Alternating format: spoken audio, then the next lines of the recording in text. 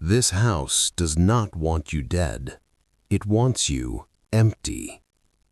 Every room inside it is waiting for something specific, a regret you buried, a memory you swore was gone, a pain you never named out loud. People don't disappear here, they stay, until the house decides it has taken enough. And once it learns what hurts you most, it never forgets. Chapter 1. Chapter 1. This house was built to remember you. The house stood at the end of Briarwood Lane the way a thought lingers just before sleep, uninvited, half forgotten, impossible to ignore once noticed.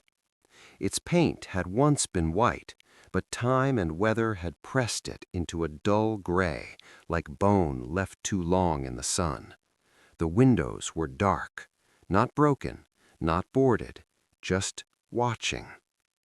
Evelyn Cross paused at the rusted iron gate, keys cold in her palm.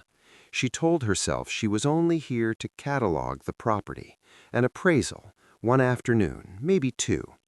She had repeated that sentence the entire drive, as if saying it enough times would make it true. The air smelled wrong. Not rot, not mold, something older, dust warmed by breath. The moment she stepped through the gate, the sound of the world softened. Traffic noise from the main road dulled, then vanished entirely, like a door closing behind her. She stopped, listening. Nothing. Still, the feeling remained. The house listens first. She frowned, unsettled by the thought. It wasn't her voice. It felt remembered. Inside, the front door opened easily, too easily. The hinges made no sound, as though recently oiled, though the rest of the place looked untouched for decades. The foyer greeted her with stale air and a faint chill that crept along her ankles. The floorboards were dark, polished smooth by countless footsteps, but no footprints lingered now. Evelyn stepped inside. The door closed behind her. Not slammed, not dramatic, just a gentle, deliberate click. She turned immediately, hand on the knob. It twisted. The latch held. Her breath quickened, then slowed. Old house, she told herself, settling, swelling wood. She pressed her ear to the door, listening for outside noise. Nothing answered. The silence felt expectant. She stepped back into the foyer, heart thudding. As she did, her thoughts drifted, unbidden, to the voicemail she still hadn't deleted, the one from 3 years ago, her sister's voice, tired and strained, saying, "Call me back, Evie, please." Evelyn swallowed. The temperature dropped. Not at once, not dramatically, just enough that she noticed her breath fogging faintly in front of her. The chandelier above creaked, though there was no breeze, and one of its glass prisms swayed gently, chiming once. The house listens first. She moved forward quickly, shaking the thought away. The living room opened to her left, wide and sunless. Heavy curtains hung drawn, their fabric thick with dust. When she brushed past them, her fingers tingled, as if the cloth had been left in a freezer. The room smelled faintly of old perfume. Her mother's perfume. Evelyn froze. That's not possible, she thought. The brand had been discontinued years before her mother died. She hadn't smelled it since the hospital room, since the beeping machines, since the words, "We did everything we could." The curtains rustled behind her. She turned. Nothing moved. Her pulse hammered. She laughed softly, the sound thin and wrong in the vast room. "Get a grip," she whispered. The whisper traveled farther than it should have. It slid along the walls, stretched thin, and returned to her ears half a second later, flattened, altered, as if the house had tried it on before giving it back. She backed away, bumping into a side table. A framed photograph toppled, glass cracking. The image inside showed a family she didn't recognize, a man, a woman, 2 children, all smiling stiffly at the camera. Except the woman's face had been scratched out. Evelyn's stomach twisted. She knelt, reaching for the frame, and as she did, her mind betrayed her again, this time with a memory she had buried deeper. The argument, the last one, her sister standing in the rain shouting that Evelyn never listened, that she always left when things got hard. "I can't fix you," Evelyn had said. The house sighed. The sound came from everywhere at once, the walls, the ceiling, the floor beneath her knees, a slow exhale, heavy with relief. The lights flickered on. Evelyn screamed, scrambling backward. The lamps glowed dimly, casting long shadows that didn't quite align with the furniture. The living room door, she was sure it had been open, was now closed. Her chest burned as she struggled to breathe. "This isn't real," she whispered. The house didn't disagree. A soft creak echoed from the hallway beyond the living room, rhythmic and patient, like footsteps pacing just out of sight.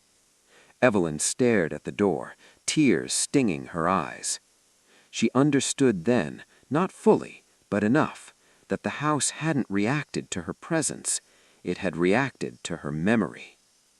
The house listens first.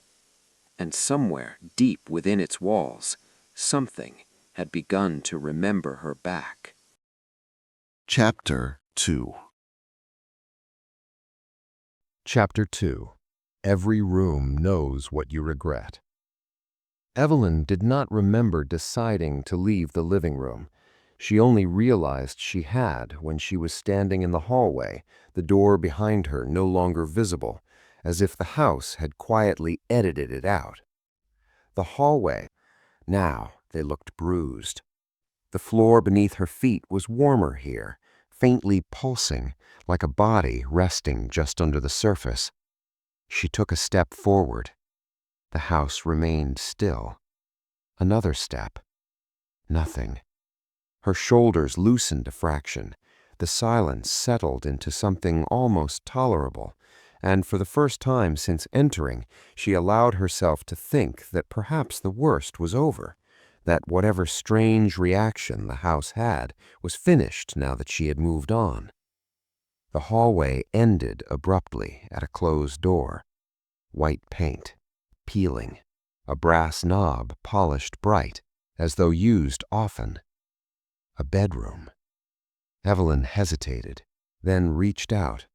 The moment her fingers touched the knob, the warmth beneath the floor surged upward, spreading through her legs and into her chest.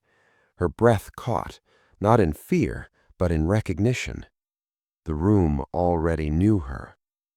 The door opened. The bedroom was smaller than she expected, almost child-sized. Pale blue walls, a neatly made bed, a single window with sheer curtains that stirred, though the air was perfectly still. The smell hit her first, laundry soap and old paper. Her childhood bedroom. "No," she whispered. The bedspread was the same one she'd had at 16, stitched with tiny white flowers. Her desk sat in the corner, cluttered with notebooks she hadn't touched in decades. On the wall above it hung a corkboard, yellowed with age, pinned with old report cards, and a single photograph. Evelyn crossed the room slowly, heart pounding. She knew the photo before she reached it. Her sister Mara, grinning wide, arms slung around Evelyn's shoulders. Taken the summer before everything went wrong. Evelyn's throat tightened. The room darkened, not suddenly, gradually, like a dimmer being turned down. Shadows pooled in the corners, thick and watchful. The air grew heavy, pressing against her ears until a faint ringing began. The room changes when you do. She turned from the photograph, backing toward the door. That was when she heard it, her own voice. "You should have said you were sorry." It came from the bed. Evelyn stared as the blankets shifted, folding inward as if someone were sitting beneath them. The mattress dipped. The voice spoke again, older now, strained. "I waited, Evie. I waited." Tears streamed down Evelyn's face. "I didn't know how. I thought you needed space." The shape beneath the blankets rose, forming a suggestion of shoulders, a head bowed in exhaustion. "I needed you," the voice replied. The curtains snapped open. Outside the window was not the yard, not the street. It was the hospital room. Pale walls, beeping machines, a bed where a body lay too still. Evelyn screamed and stumbled backward, colliding with the desk. The moment her hand struck its surface, the room collapsed inward. The walls rippled like water, the bed dissolving into shadow, the voice cutting off mid-breath. She was shoved back into the hallway. The bedroom door slammed shut. Evelyn collapsed to her knees, gasping. Her heart hammered so hard she thought it might break through her ribs. She pressed her forehead to the floor, sobbing, until the warmth beneath her skin receded. Silence returned. The house had taken something. Not all of it, just enough. Minutes passed, or hours. Time felt unreliable here, stretched thin and folded over itself. When Evelyn finally stood, her legs trembled, but they held. Further down the hallway, another door stood open. The kitchen. The light inside was brighter, harsher, fluorescent.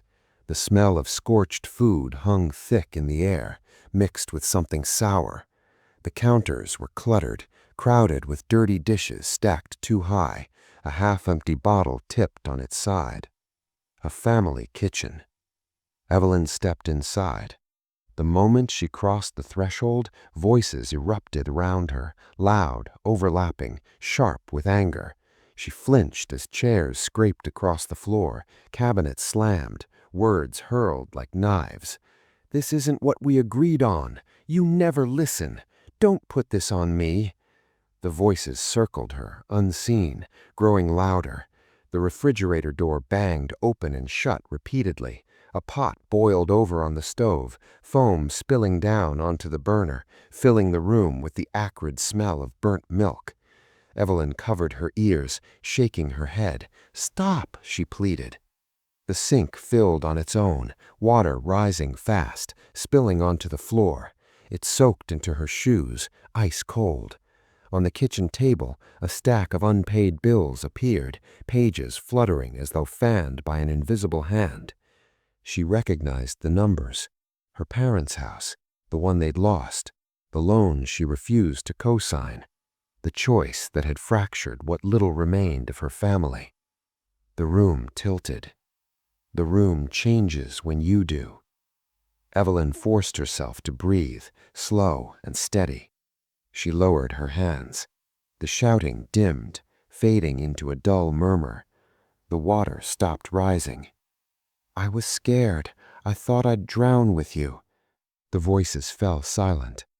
The lights flickered once, then steadied. The mess remained, but it no longer pressed in on her. The house seemed to pause, considering. When Evelyn turned back toward the hallway, the kitchen door stood open, inviting her forward. Behind her, a cabinet door creaked open slowly, deliberately, as if the house were preparing the next room and the next regret. Chapter 3. Chapter 3. The walls don't echo, they breathe. Evelyn noticed the change in the house the moment she stopped moving. It wasn't silence. She had learned better than to trust that. It was pressure, a subtle tightening, like the air had decided to lean closer. The hallway no longer felt merely narrow. It felt aware of its narrowness, as if it were adjusting itself around her, calibrating. She placed a hand against the wall to steady herself. The wall was warm. She recoiled instinctively, heart jumping, but forced herself to touch it again. The wallpaper beneath her fingertips pulsed faintly, almost imperceptibly, like a muscle flexing beneath skin. The floral pattern warped with each pulse, stretching and relaxing in a slow rhythm. The house was breathing. Evelyn backed away, her heel catching on a floorboard that groaned in protest. Not the sharp crack of old wood, but a long, strained sound, as if the floor resented being disturbed. The noise traveled outward, rippling through the house. In response, the walls creaked, answering one another in low, groaning tones. Not echoes, responses. The house only grows when you resist. The phrase surfaced uninvited, settling into her thoughts like it had always belonged there. She moved again, faster now, the hallway stretching ahead of her. With every step, the distance between doors subtly shifted. A door that had been 10 feet away now felt farther. The ceiling rose an inch, then another, just enough to make her neck ache as she looked up. "Stop," she whispered, unsure who she was addressing. The house did not stop. She reached a bend in the hallway that she was certain hadn't been there before. Beyond it, the hallway widened into something resembling a parlor, or what passed for one now. The room looked wrong, its proportions stretched, as if someone had pulled the room outward without regard for balance. The walls bowed gently, curving inward and out again, expanding with a slow inhale, contracting with an exhale. With each breath, the smell of the room deepened. Dust, old sweat, copper, blood. Evelyn's chest tightened. She knew this smell. She had smelled it once before, years ago, standing in an emergency room hallway, with her hands shaking, staring at a dark stain on her sleeve that didn't belong to her. Her pulse spiked. The walls responded. They expanded sharply, the room swelling outward. Furniture scraped across the floor, rearranging itself with a violent lurch. A chair slammed into the far wall. A framed mirror cracked straight down the center, the sound splitting the air like a gunshot. Evelyn screamed. The moment the sound tore from her throat, the room surged again. Bigger, wider, taller. The ceiling stretched upward, disappearing into shadow. The floor dipped beneath her feet, forcing her to stumble. She dropped to her knees, palms slapping against the boards. The floorboards flexed under her weight, bending like ribs beneath skin. "Okay," she gasped. "Okay, I get it." The room stilled. Not fully, but enough that she could breathe again. The expansion slowed. The walls settled, though they remained farther apart than before. Measured. The house wasn't lashing out blindly. It was responding in proportion. Evelyn forced herself upright, every muscle trembling. She took a slow breath in, then out. The walls followed, easing slightly inward as she exhaled. Her heart pounded, but she kept her breathing steady. The house only grows when you resist. She tested it, taking another deliberate breath, deeper this time. The floor's flex softened, the ceiling lowered a fraction, creaking softly as it descended. The realization chilled her more than the room ever could. It's not feeding on fear, she thought. It's feeding on refusal. As if in answer, the far wall rippled. A shape pressed against it from the inside, a vague human outline, hands splayed, face turned towards her but featureless, smoothed flat beneath the wallpaper. Evelyn froze. The shape did not push through. It stayed there, suspended, as if waiting. She swallowed hard. "I see you," she said quietly. The wall pulsed. The shape withdrew. Relief washed over her, thin but real. She leaned against a nearby table, one that hadn't been there moments ago, and laughed weakly, a breathless sound that bordered on hysteria. "That's your trick," she murmured. "You make it worse when I fight you?" The table vibrated beneath her hand, not in anger, in agreement. Her laughter died. The house wasn't angry. It wasn't malicious in the way she had expected. It was systematic, patient, like a therapist who refused to let a subject change the topic. A door appeared on the far side of the room, where there had been only wall before. Its frame looked newly formed, wood pale and raw, as though grown rather than built. Evelyn stared at it, dread coiling tight in her stomach. Behind her, the walls drew in slightly, narrowing the space again, not enough to trap her, but enough to remind her of the alternative. Measured pressure. Guidance. She moved towards the door, each step deliberate. The room shifted with her, accommodating her progress. The breathing slowed, syncing with her own. At the threshold, she paused, hand hovering over the knob. Her heart slowed, not from calm, from focus. She understood now, at least in part. The house did not punish pain, it cultivated it. And somewhere beyond the door, it was preparing the next memory, one she hadn't resisted yet, one it was certain she would. Chapter 4. Chapter 4. You can leave if you leave something behind. The door opened onto daylight. Evelyn stopped short, breath catching in her throat. Beyond the threshold lay the front porch, sunlit, familiar, achingly normal. The iron gate stood open at the end of the path. She could see the street beyond it, a slice of ordinary life waiting patiently. A parked car, a tree stirring in the breeze, the distant suggestion of sound. Freedom. Her heart surged with desperate hope. She rushed forward, shoes pounding against the floorboards, hands shaking as she grabbed the doorknob and stepped outside. The air was warm, real. It smelled of cut grass and asphalt. She laughed, a broken, breathless sound, and ran down the porch steps. Her foot hit the path and went nowhere. Evelyn stumbled, nearly falling, staring down in confusion. The ground beneath her feet looked solid, but it resisted her weight, pushing back like dense rubber.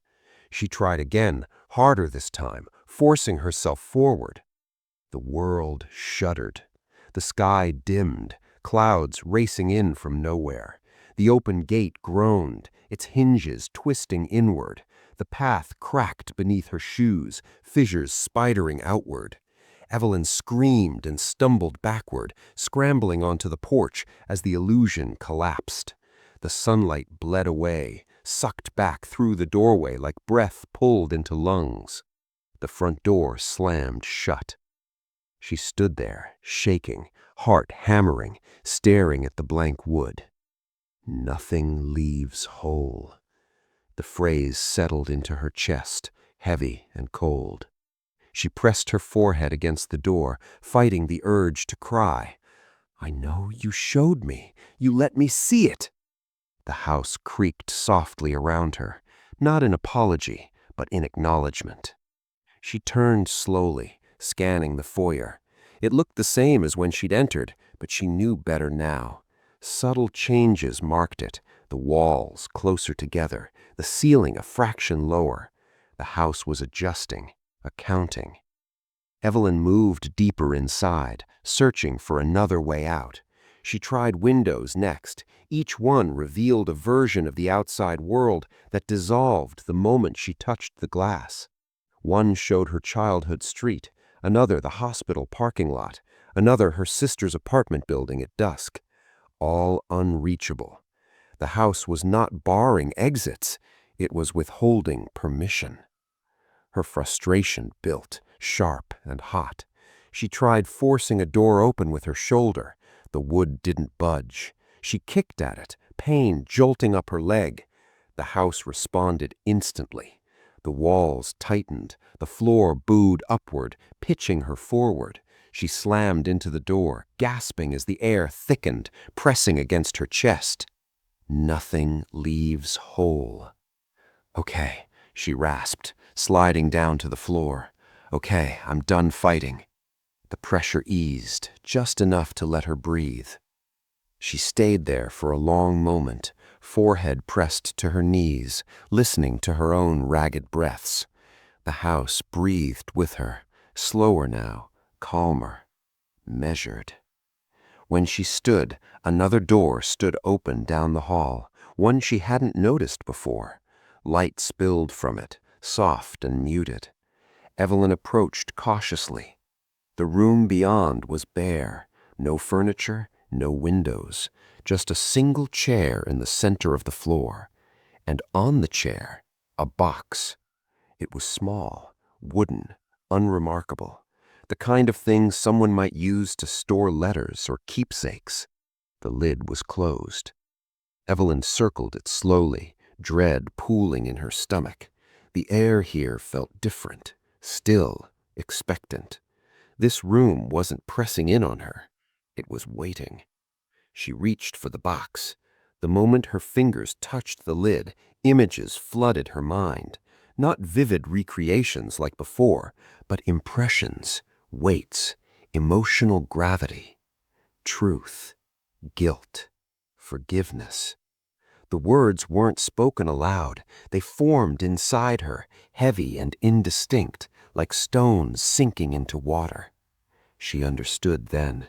The house didn't care what she gave it, only that she chose. Evelyn sat heavily in the chair, box resting in her lap. Her hands trembled as she opened it. Inside lay a single object, her phone. The screen was dark, but she knew what waited there, the unopened voicemail, the last message from Mara. Her chest tightened painfully. She'd avoided it for years, telling herself she couldn't bear to hear it, that it would break her. The house breathed in. "This isn't fair," Evelyn whispered. The walls remained silent. Nothing leaves whole. Her thumb hovered over the screen. She swallowed, then pressed play. Mara's voice filled the room, soft, tired, achingly familiar. She didn't sound angry. She sounded scared. "I know you're busy. I didn't want to go to the appointment alone. Call me back when you can, okay? I love you." The message ended. Evelyn sobbed, the sound tearing out of her chest. She clutched the phone, shaking, as the weight of it crushed down on her, the guilt she'd buried, the truth she'd avoided. "I should have been there. I should have listened." The room shifted. Not violently, gently. The walls eased outward, giving her space. The air lightened. A door appeared across from her, newly formed, its outline soft but unmistakable. Evelyn stared at it through blurred vision. She looked back down at the box. The phone rested inside now, screen dark again. She knew with chilling certainty that if she left it there, if she gave it to the house, the door would open. But she also knew she would never get it back. Nothing leaves whole. Her hand trembled as she reached for the lid. The house waited, and somewhere deep within its walls, it leaned closer, ready to see what she was willing to leave behind. Chapter 5. Chapter 5. The house knows which memory will break you. The door did not open when Evelyn reached for it. She stood there, hand hovering inches from the handle, waiting for resistance, for pressure, for the walls to tighten, for the house to demand another payment. Nothing happened. The door remained closed, quiet and patient. Evelyn exhaled slowly. Her heart slowed with it, just a little. She had learned the rhythm now. Resist, and the house pushed back. Accept, and it listened. She turned away from the door. That was when the house changed its mind. The floor shuddered beneath her feet, not a violent jolt, but a deliberate shift, like a chess piece being moved. The hallway beyond the room stretched, lengthening as she watched, doors sliding into place along its walls with soft, wet clicks. New doors. Not grown. Selected. Evelyn's stomach dropped. The house doesn't guess. It remembers. She took a step back, then another. The walls followed, narrowing the space behind her, guiding her forward whether she wanted to go or not. The lights dimmed, not into darkness, but into a muted gray that flattened depth and distance. The house was done asking. She tried the nearest door, locked. The next, locked. The third opened easily. Inside was a bathroom, small, stark, tiled in white that had yellowed with age. A single mirror hung above the sink, its surface dull and spotted. The air smelled faintly of antiseptic and something metallic beneath it. Evelyn froze. "No," she whispered. The room was already changing. The tiles beneath her feet cooled rapidly, seeping cold through the soles of her shoes. The fluorescent light flickered, buzzing softly, and the mirror brightened until it reflected her clearly, too clearly. She stepped closer despite herself. Her reflection stared back, pale and drawn, eyes rimmed red. For a moment, nothing else happened. The house let the silence stretch, taut and waiting. Then the reflection blinked. Evelyn did not. In the mirror, her reflection lifted its gaze, not to her eyes, but to the space just over her shoulder. Its mouth opened slightly, breath fogging the glass from the inside. "There," it whispered. Evelyn spun around. The bathroom door had vanished. In its place stood a hospital curtain, pale green, hanging from a rail that hadn't been there before. Behind it came the soft, rhythmic beep of a monitor. Her chest tightened painfully. "I already gave you something. You took it." The house breathed in. The curtain rustled. The house doesn't guess. It remembers.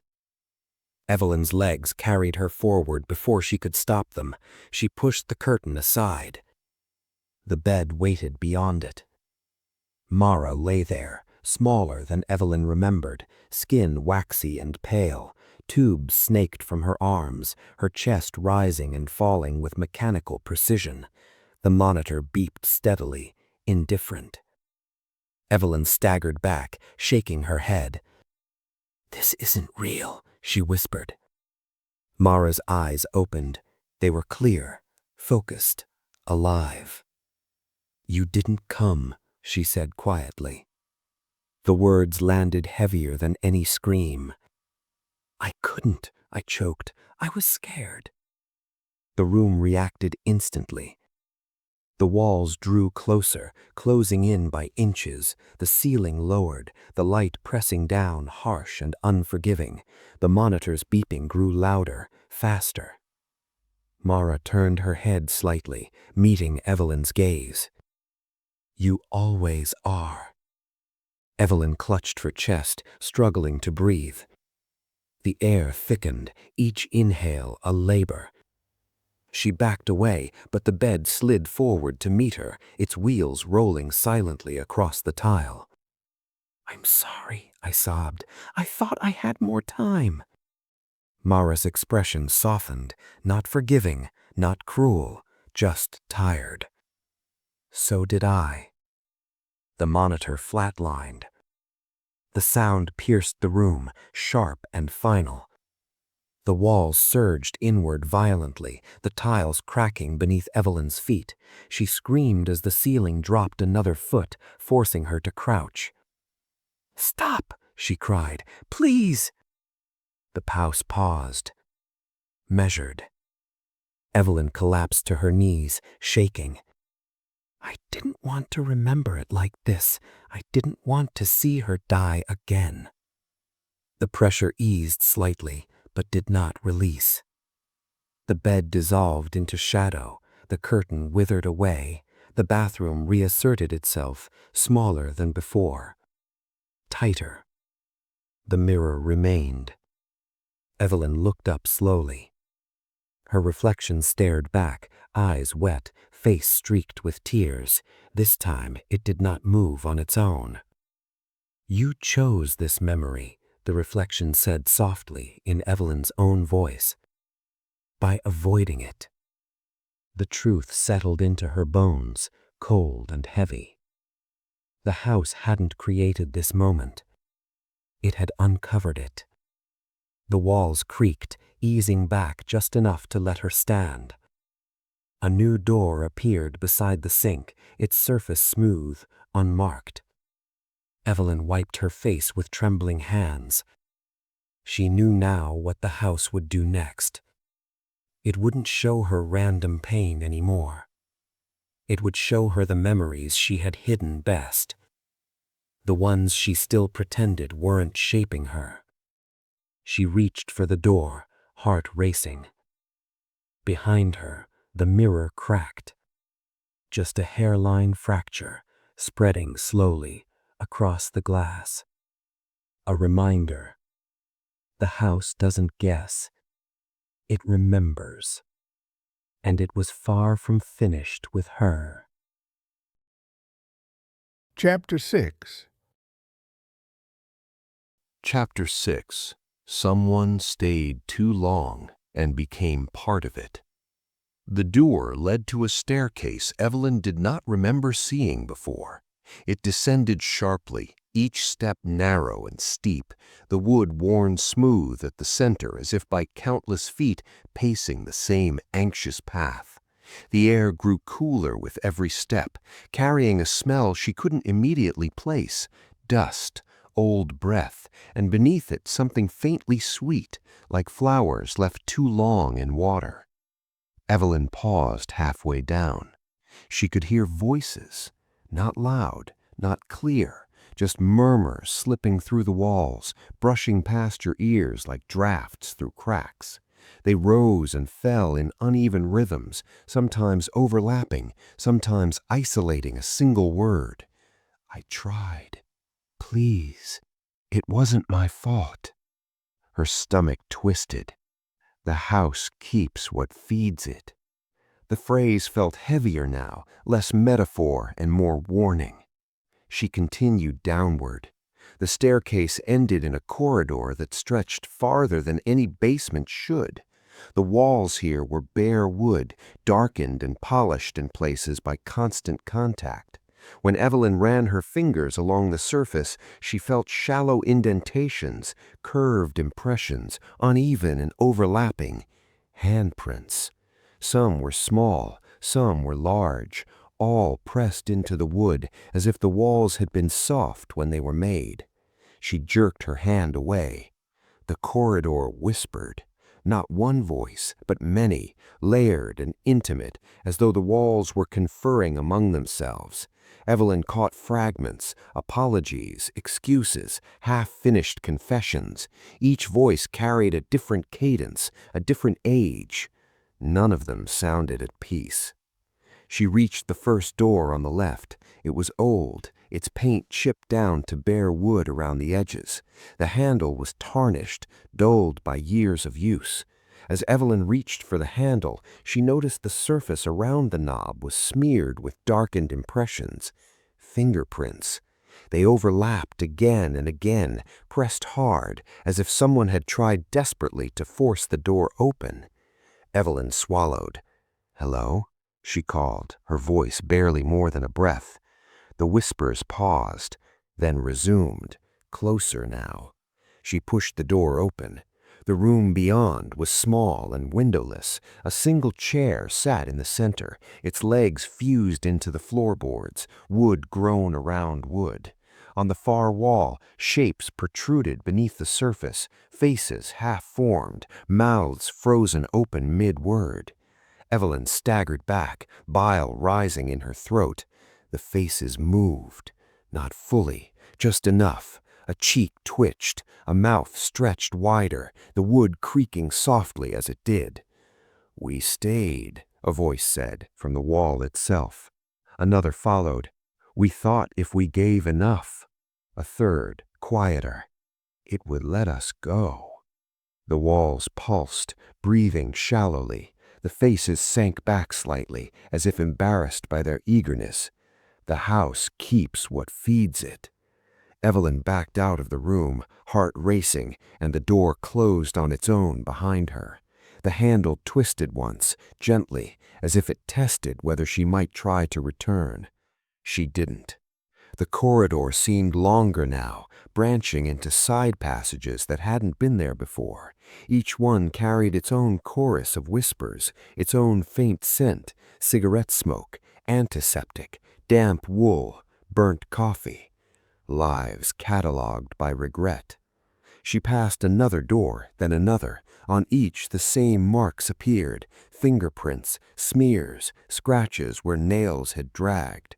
Some doors bore names carved deep into the wood, letters warped and stretched, as if the material had shifted while they were being cut. She recognized none of the names. That terrified her more than if she had.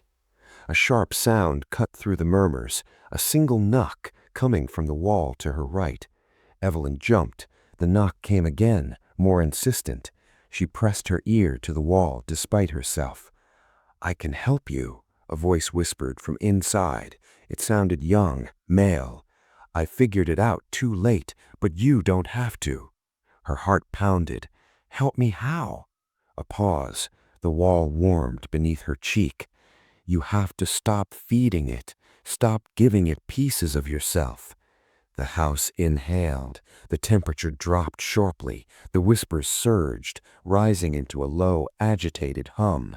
The wall shuddered, the voice inside warping, stretching. "That's not true," another voice snapped from the opposite wall. "It only lets you go when you give it everything."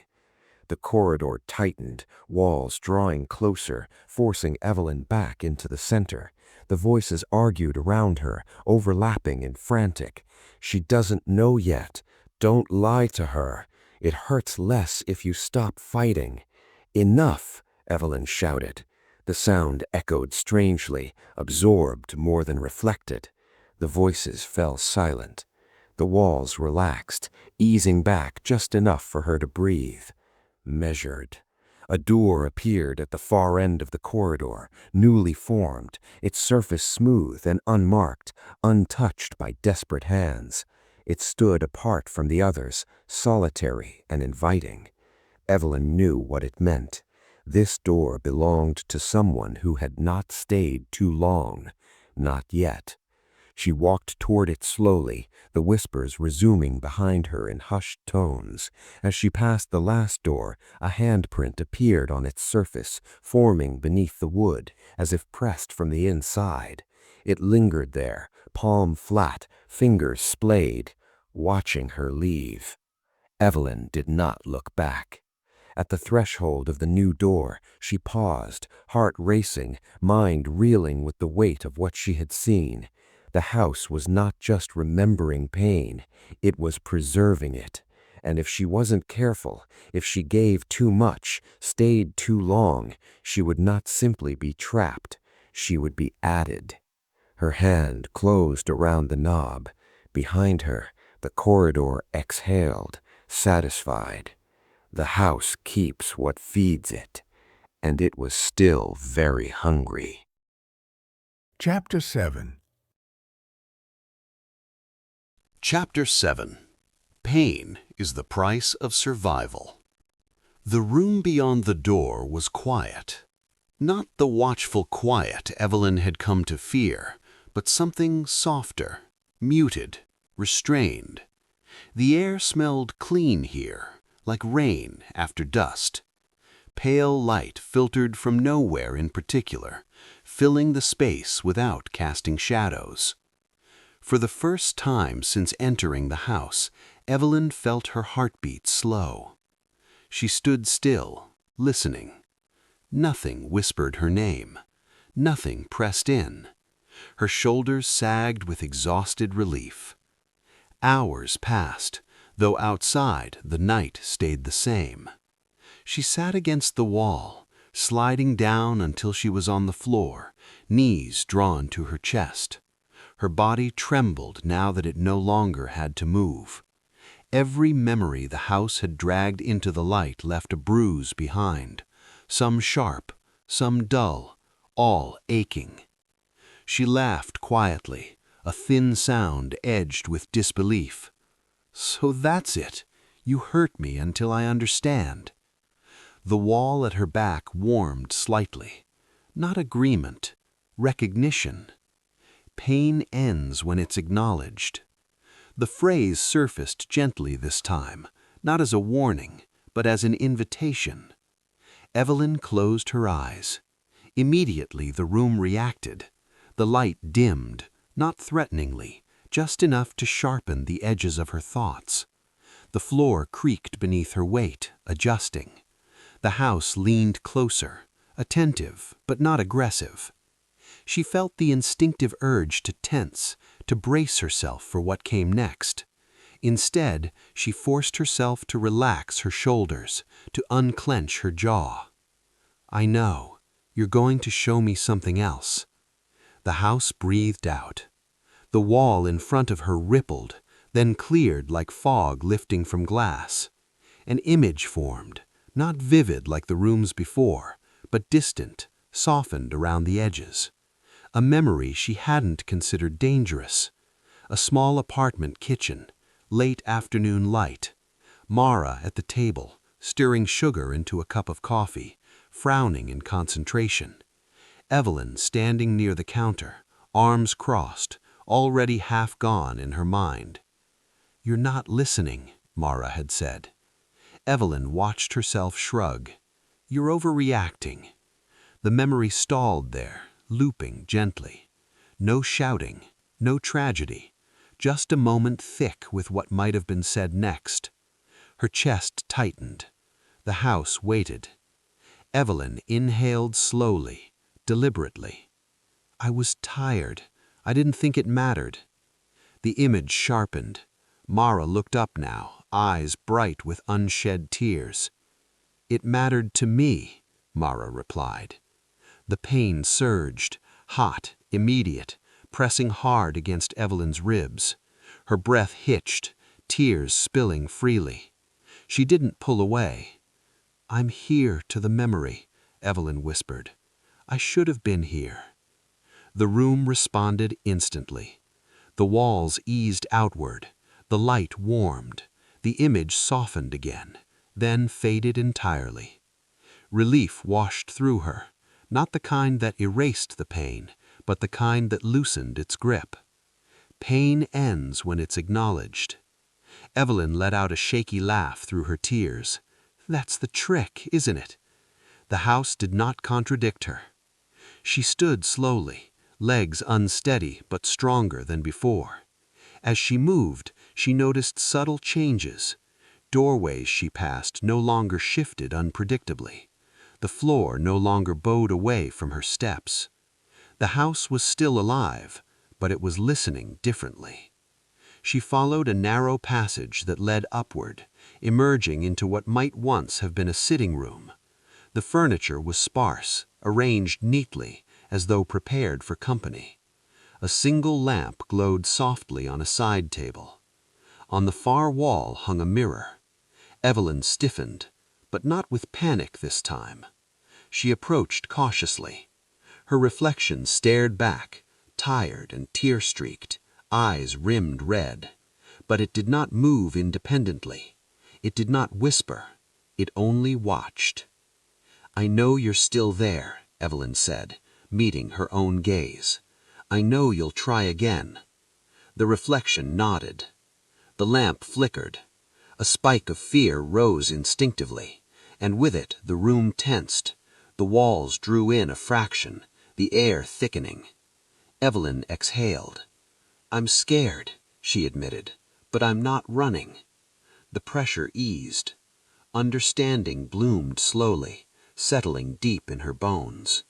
Resistance fed the house, struggle, denial, deflection. Each attempt to escape pain gave it more shape, more room to grow. Acceptance starved it. Not forgiveness, not forgetting. Acknowledgement.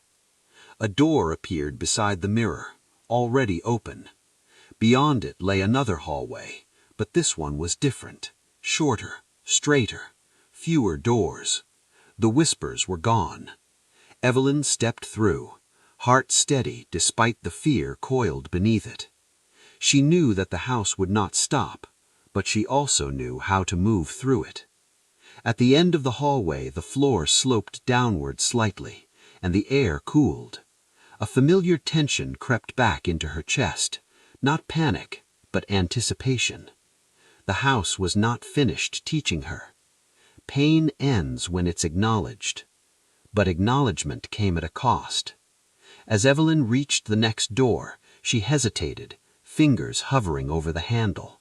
Her heart slowed, but a whisper in the walls made it race again.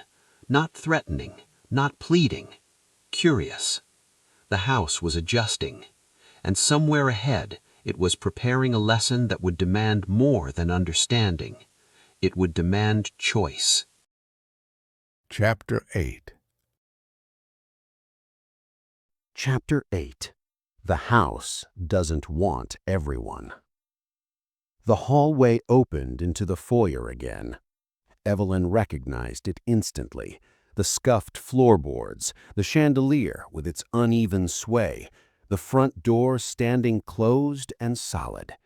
For a moment, hope flared so sharply it hurt. She stood very still, afraid that if she moved too quickly, the house would retract the space like a held breath. The air here felt different now, lighter, as if something had been removed. She crossed the floor slowly, each step deliberate. The door did not resist when she touched the knob. It turned easily in her hand. The front door opened. Daylight spilled in, true daylight this time, not the thin imitation the house had shown her before. She could hear the distant hum of traffic, a dog barking somewhere down the street. The iron gate stood open. Evelyn laughed, a sound half sob, half disbelief. She stepped onto the porch. Nothing pushed back. She descended the steps, one at a time, bracing herself for the familiar resistance. Her foot met solid ground. The path did not flex. The world did not shudder. She took another step, then another. Behind her, the front door creaked. Evelyn turned. Someone else stood in the doorway. He was a man about her age, maybe a little older, his posture slumped with exhaustion. His clothes were rumpled, dusted with the same fine gray powder that coated the house's interior. His eyes were hollow, rimmed with red. They stared at each other, both breathing hard. "You can leave," Evelyn said, the words tumbling out in a rush. "It's open. You just—" He shook his head slowly. "I tried." His voice was hoarse, worn thin by repetition. "It doesn't open for me." The house behind him sighed. Evelyn felt it then, a subtle shift, like a hand closing around her spine. She turned back toward the door. It was still open, waiting. "Come with me," she urged. "We can go together." He took a step forward and stopped. The threshold shimmered faintly, like heat rising from pavement. The man pressed his hand against the air just inside the doorway. His palm met resistance, flattening slightly as if against glass. His face crumpled. "I can't go through," he whispered. Evelyn's chest tightened painfully. "Why?" The house breathed in. "Some wounds are too deep to waste." The phrase slid through her thoughts, unbidden, unwelcome. The man laughed bitterly. "I figured it out, too late." He looked past her, out at the street, the open gate, the life waiting just beyond reach. "It likes you," he added quietly. "You don't hold on the way I do." Evelyn shook her head. "That's not true." He smiled sadly. "You learned how to let it hurt you without letting it keep you." Behind him, the hallway darkened. The walls drew closer, the familiar pressure building. I gave it everything, every apology I never said, every lie I told myself, and it still wasn't enough. The doorframe creaked softly. Evelyn stepped back to him instinctively and felt the pressure at her back, firm and insistent, nudging her outward. The house was guiding her. "No," she whispered, "you don't get to decide." The pressure increased, pushing her down the steps. She dug her heels into the wood, fighting it, panic rising. The house responded immediately. The air thickened. The porch boards groaned beneath her feet. The door behind the man began to close. Measured. Evelyn froze. If she resisted, if she fought, the house would pull her back inside. And she knew with terrible clarity that if she went back now, it would not let her leave again. Some wounds are too deep to waste. The man met her eyes. "Go," he said softly, "before it changes its mind." The door creaked louder, narrowing the space between them. The hallway behind him writhed, shadows gathering like a tide. "I'm sorry," Evelyn whispered, tears streaming down her face. He nodded once, accepting it, not forgiving, not angry, just tired. The door closed. The sound was final. Evelyn stumbled back, gasping, as the pressure released. The porch steadied beneath her feet. The house fell silent behind the closed door, its hunger momentarily sated. She stood there for a long moment, shaking, staring at the place where the man had been. Then she turned and ran. She didn't stop until she reached the gate, until she was standing on the sidewalk, the house looming behind her, quiet, ordinary, inscrutable. From the outside, it looked unchanged. A thought struck her then, sharp and cold. How many people had stood where she now stood? How many had been let go, not because they were innocent or strong or deserving, but because their pain had already been spent? Evelyn took a step away. The house did not follow. But as she walked down the street, she felt it watching, not with anger, not with longing, with calculation. Some wounds are too deep to waste. And somewhere behind her, the house waited for the next person who carried just enough pain to be worth keeping. Chapter 8. Chapter 9. Leaving the house doesn't mean it left you.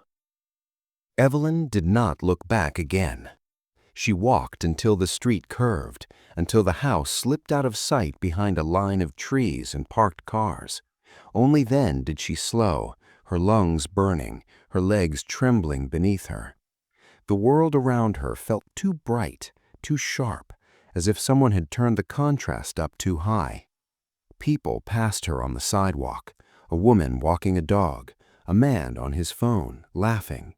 Their voices sounded distant, unreal, as though separated from her by thick glass. Evelyn pressed a hand to her chest, grounding herself in the steady thump of her heart. She was out. That fact felt fragile, like a thought that might shatter if examined too closely. Hours passed, though outside the night stayed the same. By the time she reached her apartment, exhaustion weighed on her bones. She fumbled with her keys, dropping them once before managing to unlock the door. The familiar click echoed through the hallway, sharp enough to make her flinch.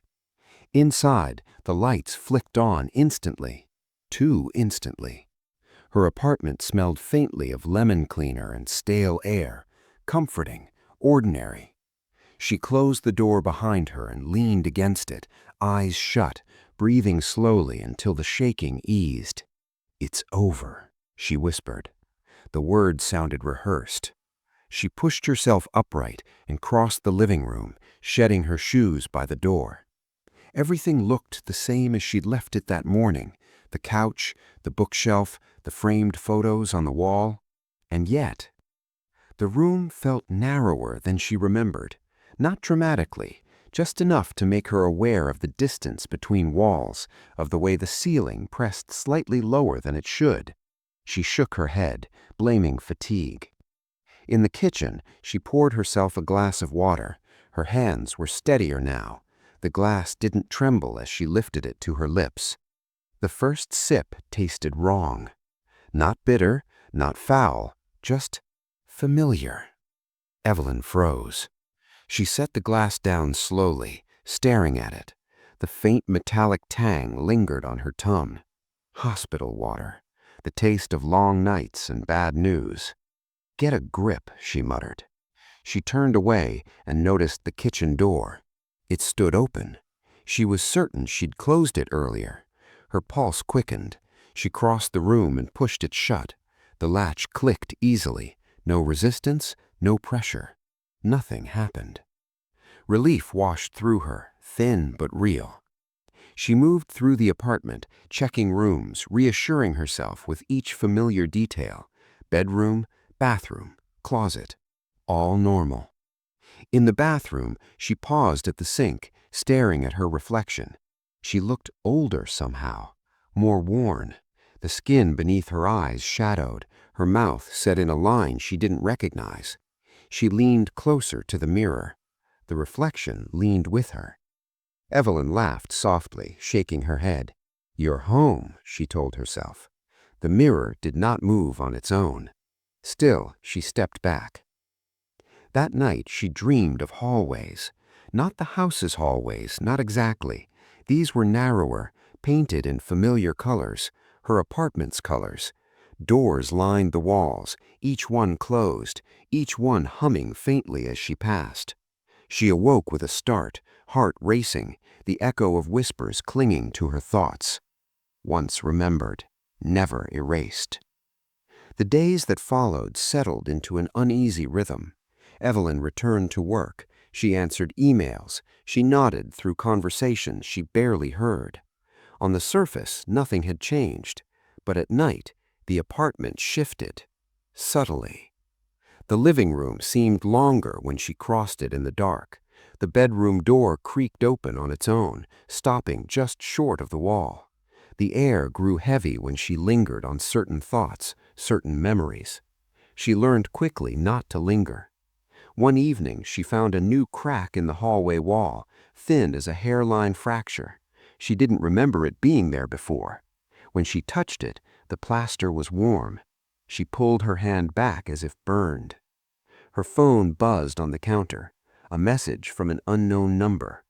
"Are you still there?" Evelyn stared at the screen, bile rising in her throat. Her fingers hovered over the reply button, then retreated. She deleted the message. The crack in the wall widened slightly. Measured. "I know," she whispered into the empty apartment. The pressure eased. She understood now what the house had done. Not followed her, not haunted her in the way she'd once feared. It had taught her a language. Her home was not becoming the house. She was. The rooms responded to her thoughts, her avoidance, her quiet refusals to feel what hurt. When she acknowledged them, when she allowed the pain to surface without pushing it away, the apartment stilled, the air lightened. Once remembered, never erased.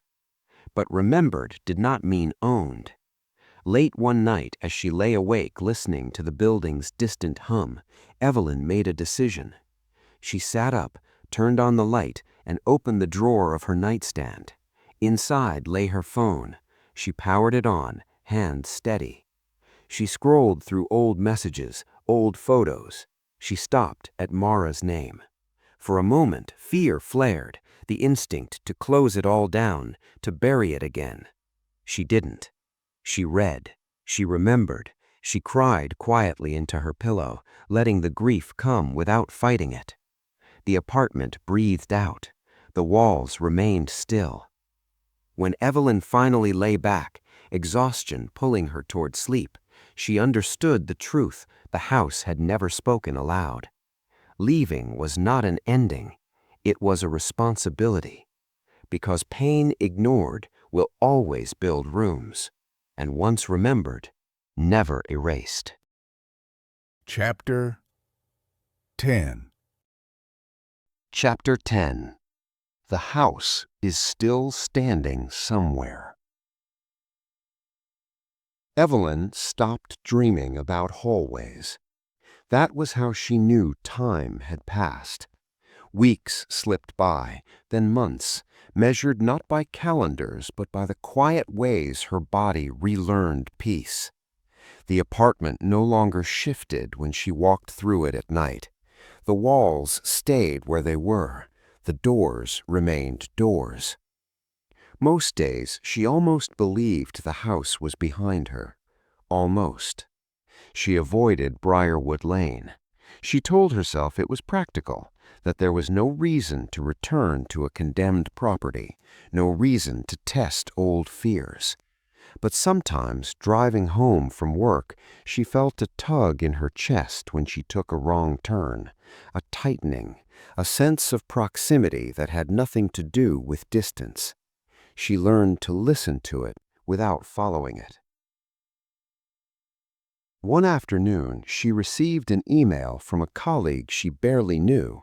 Subject line, property assessment, urgent. The message was brief. You wouldn't believe this place. Client says people keep walking out halfway through the inspection. Swears the house changes when you're inside it. Sounds ridiculous, but it reminded me of something you once said. Evelyn deleted the email. Her hands were steady when she did it.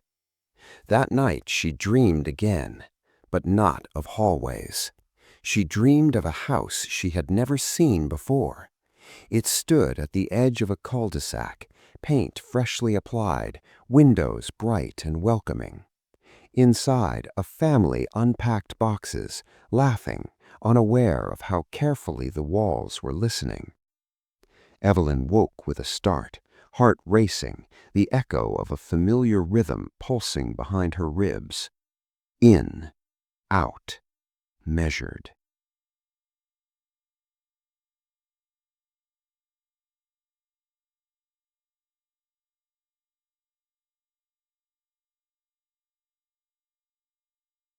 Across town, a man sat alone in a motel room, staring at the walls. He had come there to forget, to outrun a choice he'd made years ago. The carpet beneath his feet felt warmer than it should have. The air pressed close. He told himself it was nothing. Elsewhere, a woman lay awake in her childhood bedroom, back home for the first time in decades. She avoided looking at the closet door. She avoided thinking about why the room smelled faintly of old perfume. The house listened. Evelyn stood at her window watching the city lights blink on one by one. She thought of the man who hadn't been allowed to leave, of the voices in the walls, of the handprints pressed into wood that had once been soft enough to take them. She wondered, briefly, uncomfortably, if the house had ever been just one place at all, or if it was something that assembled itself wherever silence grew thick enough. Pain builds rooms. The thought did not frighten her anymore. It felt explanatory. She had learned that pain didn't need a house to exist. Houses simply gave it shape, corners to settle into, walls to press against until someone noticed the pressure and mistook it for the world closing in. The house was not evil. It was efficient. It went where it was needed, where pain was denied, where memories were sealed away so tightly they began to ferment. Evelyn turned away from the window and picked up her phone. She scrolled to Mara's name, not with dread now, but with a quiet heaviness she had accepted as part of carrying someone you loved. She did not run from it. The room stayed still. Somewhere, a door creaked open for the first time. Somewhere else, another one refused to budge. A hallway lengthened, a ceiling lowered, a wall warmed beneath someone's trembling hand. The house adjusted. It always did. Evelyn lay down and closed her eyes, breathing slow and even. She knew now that survival was not about escaping pain forever. It was about refusing to let it grow unnoticed. Because pain does not disappear when ignored. It waits. It listens. And if given enough time, pain builds rooms. And somewhere, in a place that looks perfectly ordinary from the outside, a house is still standing, waiting to remember someone new.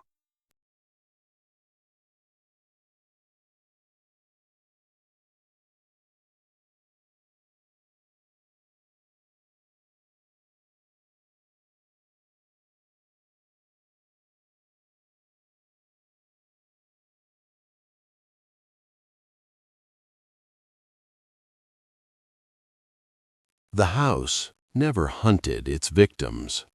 It invited them. It didn't create pain. It listened for it. Every door that locked, every wall that moved, every voice that whispered was built from something the occupants refused to face. And the truth is, the house didn't trap them. Their memories did.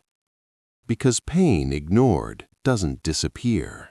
It builds rooms, it grows walls, and eventually it asks to be fed. So listen carefully. If this story unsettled you, if certain moments felt familiar, ask yourself what rooms you've been avoiding. And before the house remembers you, remember this story. Subscribe, return, and never walk past a closed door without asking why it's closed.